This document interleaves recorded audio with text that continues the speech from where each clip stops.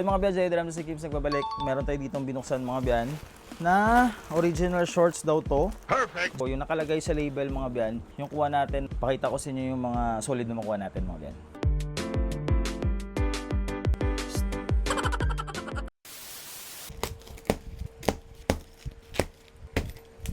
Yun mga biyan, Jay Dram si Kims nagbabalik. Meron tayo ditong binuksan mga biyan na original shorts daw to. Perfect!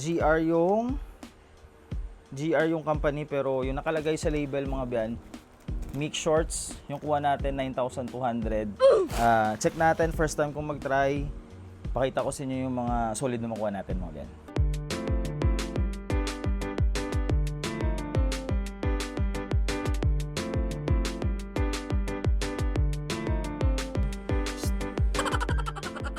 So yung mga biyan, tapos ko nang i-sort. Ito na yung mga nakuha natin.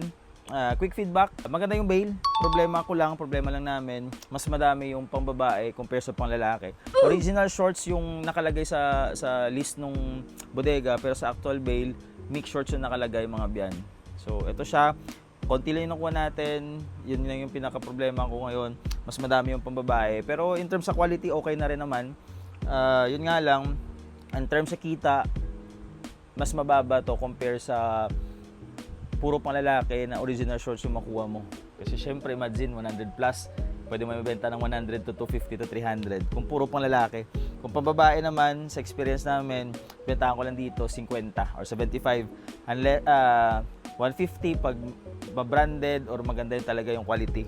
Like yung mga Nike Trail, mga ganyan, 150 ko yung binibenta sa pambabae. Pero ito yung ipapakita ko sa inyo mga biyan. Konti lang yung panglalaki. Again, GR yung code, yung company daw. Tapos, 92 yung kuha natin. Okay yung laman ng bail, problema lang, madami babae. Una, US Polo, Lake Trail, ganda na ito. Duluth Trading, Craft and Barrow na cargo, Puma, Magellan Outdoor XL, Wrangler, CK, Old Navy, Oakley, Nike, American Eagle, Sonoma. Another Duluth Trading mga biyan, Old Navy, Vineyard Vines, Nautica, Dockers, Outdoor Life, another Duluth Trading, Weatherproof, Sonoma, Vulcom pero may buta, sayang, George, Hurley, Penguin, Columbia, Goodfellow, Nautica, O'Neill, Ironflex, Adidas, may issue lang, Huawei, mga biyan. Tapos meron pa ako dito mga tigsa size 38 at saka 42 katulad nito.